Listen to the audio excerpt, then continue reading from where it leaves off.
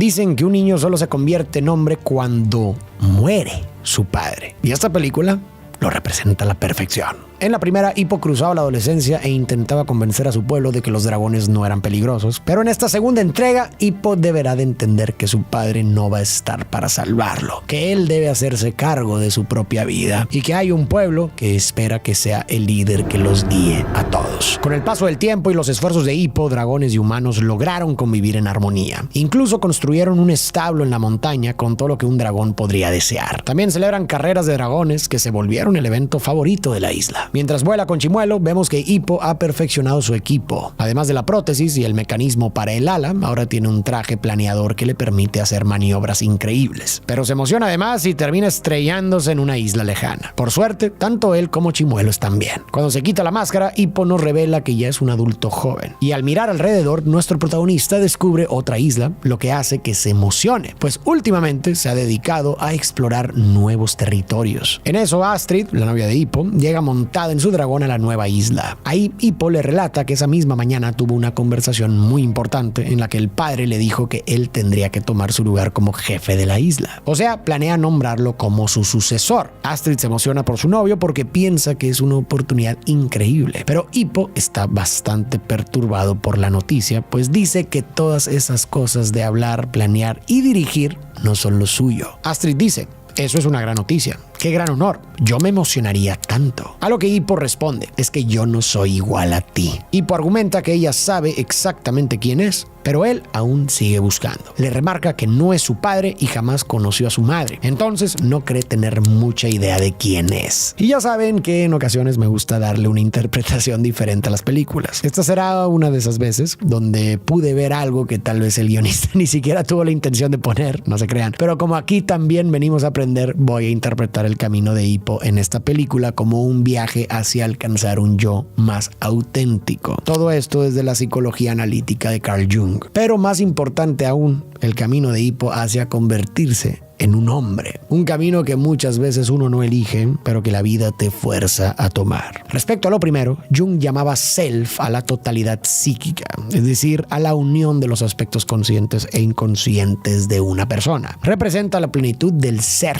el centro y al mismo tiempo la totalidad de la psique. Para Jung, alcanzar el self no es un estado inicial, sino el resultado de un largo proceso de individuación. Se trata de un camino profundo de autoconocimiento en el que uno debe confrontar e integrar las distintas partes de su psique para volverse una persona más auténtica y unificada. Dentro de estas partes, según Jung, se encuentra el ánima, que más adelante te explicaré qué significa y cómo la podemos ver manifestada en la película. Una vez aclarado esto, vamos con Hippo. Hasta este punto, Hippo ya es un adulto, pero no ha madurado del todo en el sentido más profundo de la palabra, pues no se ha hecho cargo de su vida. Es valiente y ha logrado hazañas enormes, pero aún se niega a asumir el rol de líder y responsable del pueblo. Y ese rechazo puede interpretarse como una señal de que aún no se ha hecho cargo de sí mismo. En mi opinión, hacerse cargo del pueblo sí es algo que Hippo desea, pero todavía le cuesta verse a sí mismo como alguien capaz de guiar, tomar decisiones y proteger tal como lo hace su padre. Cuando dijo que esas son cosas que hace su padre, pero no él, en el fondo está diciendo que aún no está listo para asumir esa responsabilidad. Y no me refiero solo al pueblo de Berk, sino también a su propia vida. Eso también puede verse reflejado en cómo no ha terminado de construir una identidad propia. Cuando Astrid le preguntó por qué no se emocionó al saber que su padre quería nombrarlo como sucesor, Hippo respondió: es que yo no soy igual a ti, tú sabes quién eres.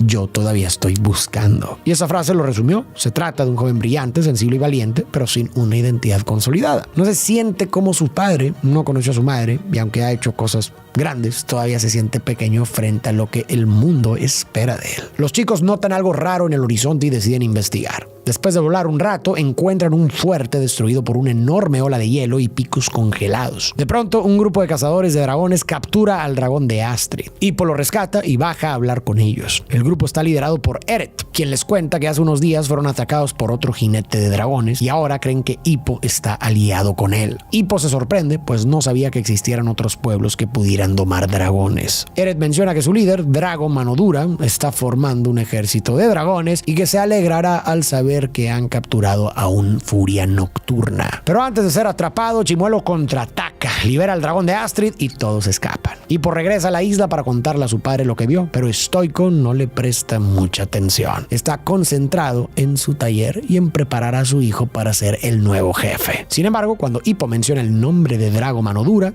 el rostro de su padre cambia por completo. Ordena encerrar a todos los dragones y no salir de la isla. Explica que Drago es un hombre sin conciencia ni piedad y que si logra controlar un ejército de dragones, muchos podrían morir. Hippo propone ir a hablar con Drago para hacerlo entrar en razón, pero Stoico se niega, insistiendo en que lo más responsable es proteger a su gente. Aún así, Hippo decide seguir su instinto y va con Astrid a buscar el barco de los cazadores. Al encontrarlo, se entrega voluntariamente y dice que solo quiere conocer a Drago para evitar una guerra. Justo en ese momento, llegan Stoico y los demás para rescatarlo, pero Hippo los calma, explicando que está ahí por voluntad propia, porque quiere resolver el conflicto hablando. Stoico, resignado, le dice que es inútil. Drago quiere la guerra y él lo sabe porque lo conoció hace años. Vemos los recuerdos de Stoico y él cuenta que hace muchos años se convocó una gran reunión de jefes para discutir la amenaza de dragones que se enfrentaba. Pero a la reunión llegó un desconocido que se presentó como Drago y les dijo que él sabía cómo detener el asunto de los dragones. Lo único que necesitaban era arrodillarse ante él y aceptarlo como su líder supremo. Todos los líderes se rieron de él y en consecuencia Drago llamó a dragones con armaduras y les ordenó quemarlo todo. Stoico fue el único superviviente. El padre le dice a su hijo que a los hombres que asesinan sin razón jamás los harán entrar en razón. A pesar de esta historia y palabras, Hippo decide que aún así intentará convencerlo porque eso es en lo que es bueno. Ya lo hizo una vez con su padre, así que cree que puede hacerlo con quien sea. Acto seguido, emprende el vuelo junto con Chimuelo para seguir su misión. Tras la discusión con su padre, Hippo y Chimuelo vuelan sobre un mar de nubes. Aunque la vista es hermosa, Hippo está frustrado. Le promete a Chimuelo que no permitirá que nada le pase. Pero en eso, una figura enmascarada emerge entre las nubes y lo observa. Hippo se da cuenta de que pertenece al otro grupo que también ha domesticado dragones. Poco después, ambos son capturados y llevados a una fortaleza de hielo muy parecida a la base destruida que habían encontrado antes. Dentro, la persona enmascarada observa a Hippo con atención y demuestra conocer bien a los dragones, usando técnicas avanzadas para domesticarlos. Todo cambia cuando la figura se acerca,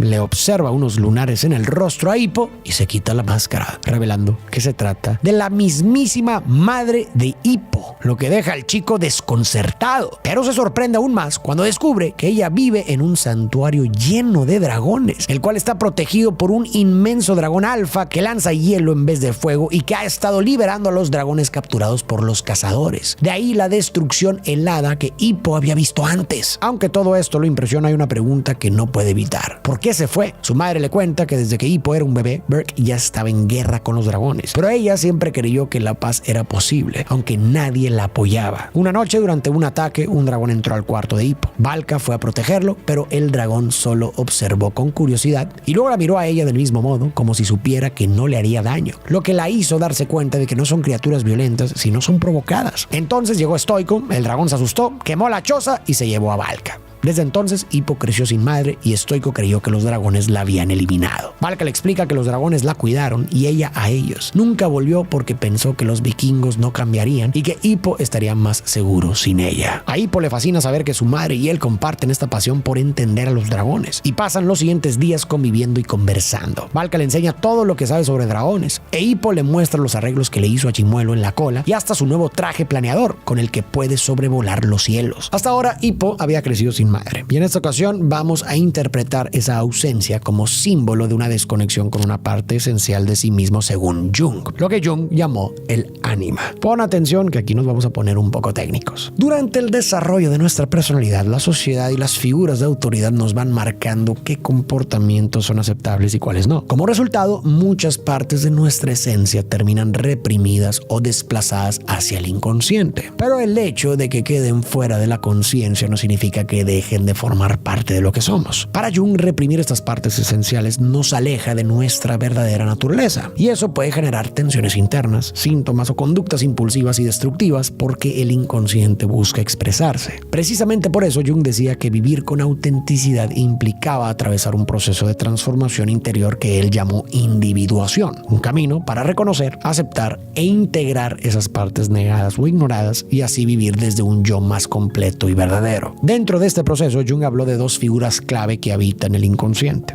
el ánima, la parte femenina en el inconsciente del hombre, y el animus, la parte masculina en el inconsciente de la mujer. Y no se trata de algo que se vea por fuera, sino de energías internas que al no estar integradas tienden a proyectarse en otros o a influirnos sin que lo notemos. En el caso del ánima, o sea, los rasgos asociados a lo femenino, tenemos cualidades como la sensibilidad, la intuición, la emocionalidad y la conexión con la vida interior. Y en el caso del animus, lo masculino, son rasgos como la lógica, la voluntad, la acción y el pensamiento estructurado. Ahora bien, es importante aclarar algo. Esto no significa que estas cualidades sean exclusivas del hombre o de la mujer. Hoy sabemos que no hay rasgos psicológicos naturales que pertenezcan a un género específico. La empatía, la sensibilidad, la fuerza o la autonomía son cualidades humanas que todos podemos desarrollar. Sin embargo, y aquí está el punto clave, la cultura sí las ha asignado históricamente a un género u otro, hacia lo masculino o lo femenino. Y al hacerlo, ha fomentado que muchas personas repriman partes de sí mismas que no corresponden con lo que se espera para encajar en lo que sí se espera de ellas. Pero la realidad es que todos albergamos estos aspectos en distintos grados. Y para Jung, el crecimiento personal exige justamente integrar esos aspectos complementarios de nuestro ser. En el caso de Hippo, su ánima ya daba señales de vida.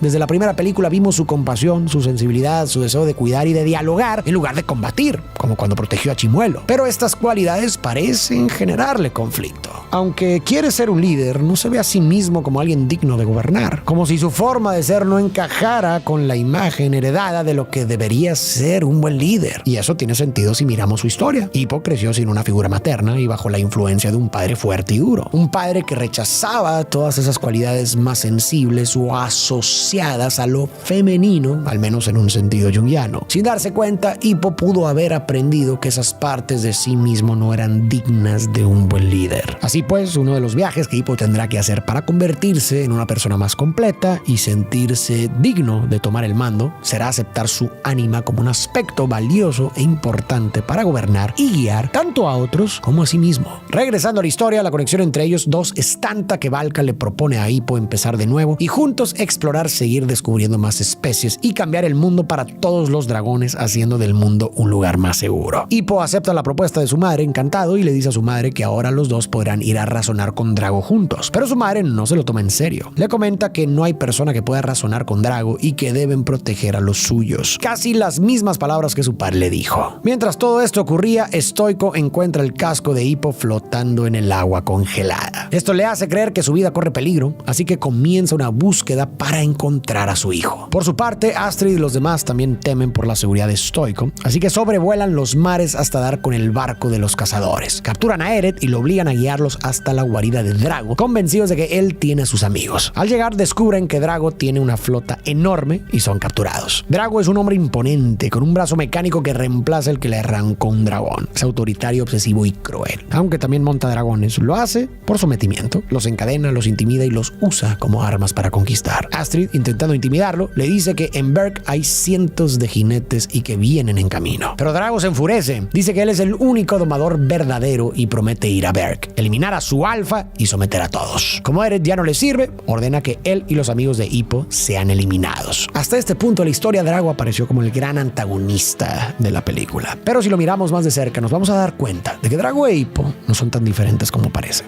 De hecho, comparten varias cosas en común. Ambos son líderes, ambos han descubierto que los dragones pueden ser montados. Sus pueblos fueron atacados por dragones de pequeños y ambos perdieron una parte de su cuerpo como consecuencia de ese encuentro. Hippo perdió una pierna y Drago un brazo. Y sí, es verdad que el de Hippo no fue en un contexto violento, pero la película también usa ese recurso para remarcar sus similitudes. Ambos cargan una herida, pero lo que hicieron con ella es lo que los diferencia. Ambos aprendieron a domar dragones, pero Hippo lo hizo desde el respeto y para poder convivir vivir con ellos en paz, mientras que Drago los domó desde la fuerza para convertirlos en armas. Las capacidades de los dos son prácticamente las mismas, pero lo que los separa son las decisiones. En ese sentido, podríamos ver a Drago como una posibilidad en lo que Hippo puede convertirse en cualquier momento si elige el otro camino. Quédate con esta idea porque la abordaremos al final. Por otro lado, vemos que Stoico finalmente encuentra a Hippo dentro del santuario de dragones. Lo toma del brazo y se dispone a escapar. O bueno, al menos hasta que Stoico ve algo que lo deja sin palabras. Se da cuenta de que en el santuario se encuentra su esposa, que creía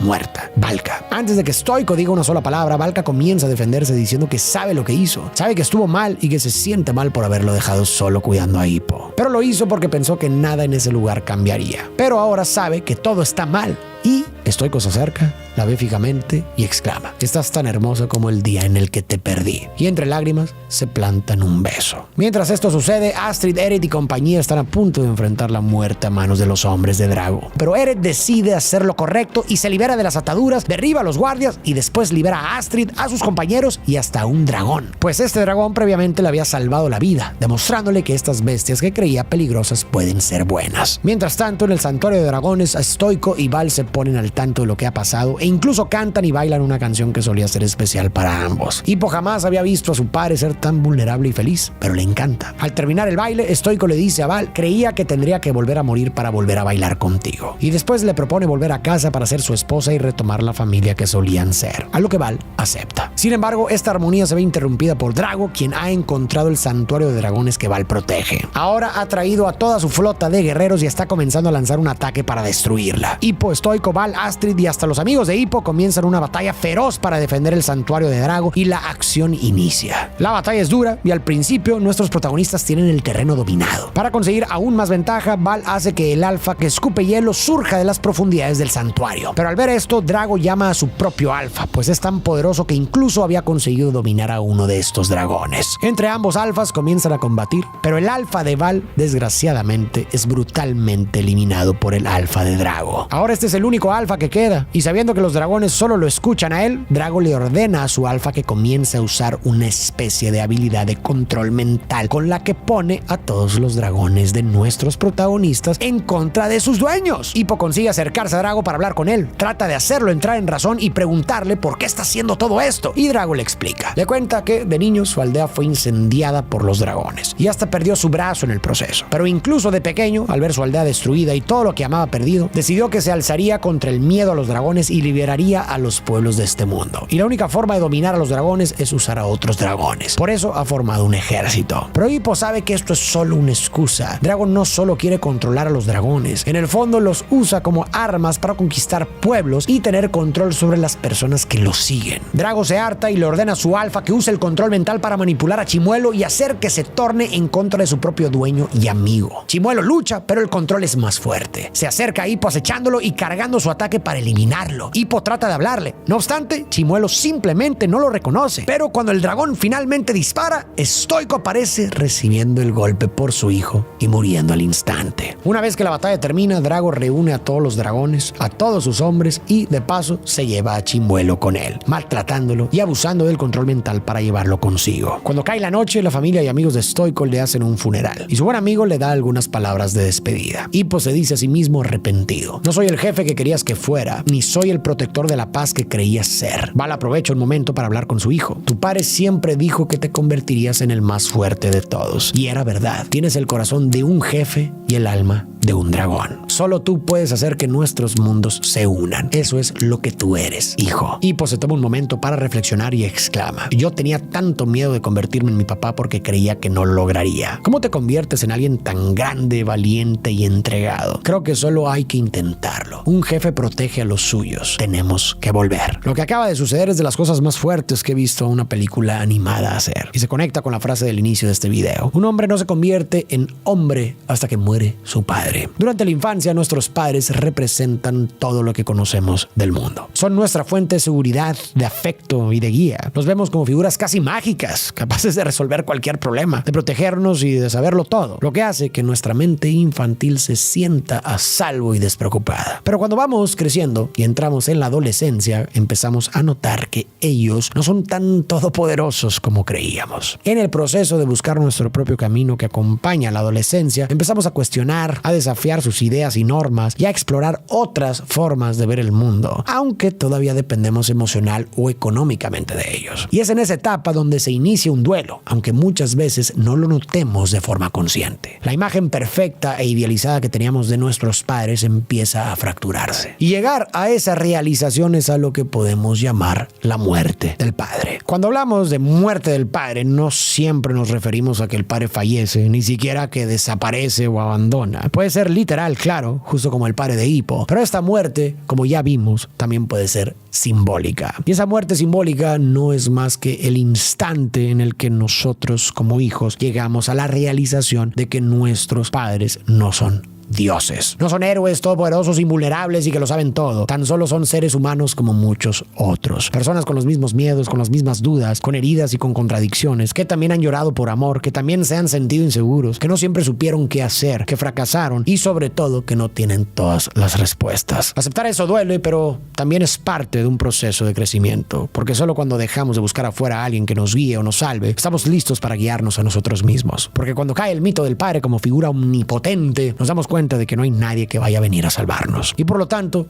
ya no queda otra opción más que volvernos responsables de nuestra propia existencia. Hasta este punto, Hippo había estado dividido entre dos modelos de liderazgo. Por un lado, el modelo tradicional que su padre le había enseñado, basado únicamente en la fuerza, la dureza, la autoridad y el control. Y por otro, un modelo más empático, intuitivo, compasivo y colaborativo que ya existía en él, pero que no terminaba de asumir ni de validar como legítimo. Lo que su madre hizo con esas palabras fue reconocer quién es él en esencia y devolvérselo nombrado. Le puso palabras a una verdad interna que él todavía no se atrevía a sostener con orgullo. Le dijo que ya tenía el corazón de un jefe y el alma de un dragón, dos símbolos que hasta ese momento habían estado en tensión dentro de él. El corazón de un jefe representa la estructura y la responsabilidad. El alma de un dragón representa su sensibilidad, su intuición y su capacidad de conectar emocionalmente y de actuar desde la empatía. En otras palabras, su ánima. Rasgos que siempre habían estado ahí, pero que él mismo dudaba si eran suficientes o siquiera apropiados para liderar. Pero cuando su madre le dijo que eso era lo que él era, Hippo por fin pudo dejar de compararse con el modelo de su padre y pudo reconciliarse con su forma de ser. Su yo se volvió más auténtico. Y así se completó su arco. Y además, la muerte de su padre lo confrontó con la realidad de que ya no hay nadie más a quien voltear a ver, ni para que guíe el pueblo, ni para que lo guíe a él, ni para que lo salve. Ahora le toca a él hacerse cargo, tanto de su pueblo como de su propia vida. Es así como Hippo decide volver a Berk montado en los dragones bebés que quedaron en el santuario. Pues recordemos que estos son los únicos dragones que no escuchan al alfa. El problema es que deben darse prisa, pues el pueblo de Berk ya está comenzando a ser atacado por Drago, quien está usando el control mental de su dragón alfa para llamar a los dragones domesticados de la aldea a unirse a sus filas. Afortunadamente, nuestros protagonistas consiguen llegar y mientras los amigos de Hippo distraen al dragón alfa, Hippo se encarga de acercarse a Drago, quien está montando a Chimuelo. Drago, confiando plenamente en el control mental, deja que Hippo se acerque a Chimuelo, quien sigue bajo el trance. No obstante, Hippo comienza a hablarle a Chimuelo, a decirle que lo que pasó no fue su culpa y a recordarle que jamás lo lastimaría a él. Poco a poco, Chimuelo va viendo con más claridad a Hippo y comienza a luchar contra el control mental. Drago no puede comprender cómo es que Hippo está logrando esto y antes de que pueda hacer algo, Chimuelo se libera del control y lanza a Drago por los aires. Hippo salta sobre Chimuelo, le ayuda a volar y para que el alfa ya no pueda ejercer control sobre él, le pone una venda en los ojos y le tapa los oídos a su dragón. Ahora Chimuelo deberá confiar 100% en Hippo. Después de unas muy buenas maniobras, Hippo consigue distraer al alfa y planear con su traje por los aires para derribar a Drago. Posteriormente vuelve a montar a Chimuelo y juntos planean sobre el lomo del gran dragón, consiguiendo escapar hacia los aires. Hippo acaricia a su amigo y exclama: "Lo logramos". Drago se aferra a su plan y consigue que el alfa lance toneladas de hielo sobre Hippo y Chimuelo, pero Chimuelo consigue destruirlo gracias a una habilidad extraña con la que parece que puede canalizar más energía. Continúa atacando con más fuerza al gran alfa hasta que debilita su control mental, por lo que los dragones que el alfa estaba controlando pasan a estar del lado de Chimuelo, pues ahora lo siguen a él, pero sin la necesidad de obligarlos a nada. Hippo exclama: "Esto es ganarse la lealtad de un dragón". Entre todos los dragones cargan en contra de Drago y el gran alfa hasta que finalmente son derribados. El pueblo corre hasta Hippo para celebrar su victoria y todos los dragones presentes se inclinan ante Chimuelo en señal de respeto. Una vieja sabia del pueblo hace que Hippo se arrodille, toma un poco de ceniza y se la unta en la frente como un símbolo de que ahora el liderazgo de Berk está en sus manos. O sea,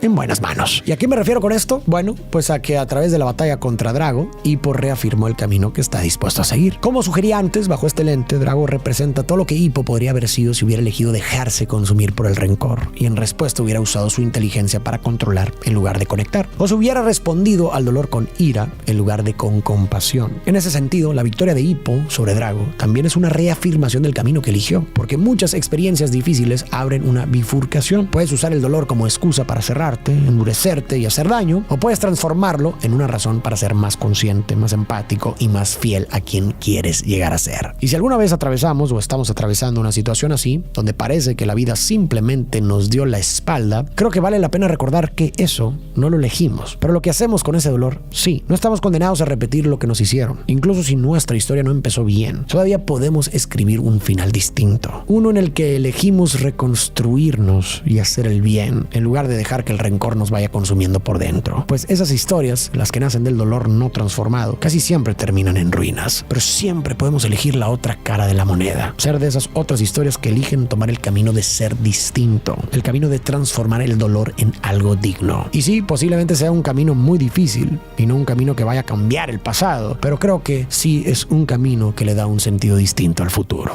Para ti que llegaste hasta el final, muchísimas gracias por ver el video completo. Quiero agradecerte también por todo tu apoyo y recordarte que si no te has suscrito a mi canal, lo hagas en este momento. La verdad me apoyarías bastante y así también te aseguras de no perderte ninguno de mis videos. Sin más, tú y yo nos vemos en el próximo video.